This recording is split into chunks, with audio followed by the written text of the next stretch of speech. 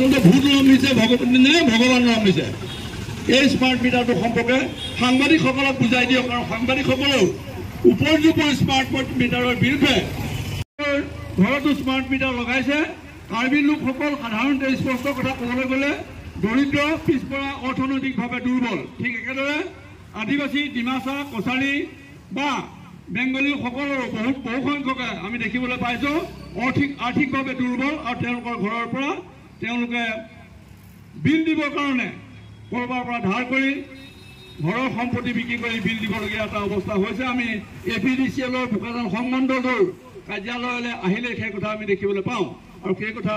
এই লুণ্ঠন ৰাজ সোনকালে বন্ধ হ'ব লাগে যদি এই লুণ্ঠন ৰাজ বন্ধ নহয় অৰ্থাৎ আমি এই কথাটোৱে বুজিম যে আমি শোষণ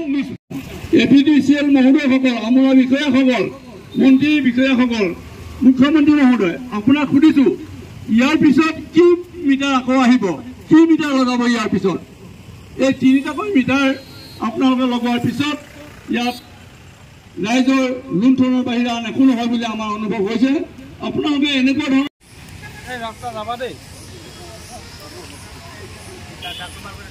আমি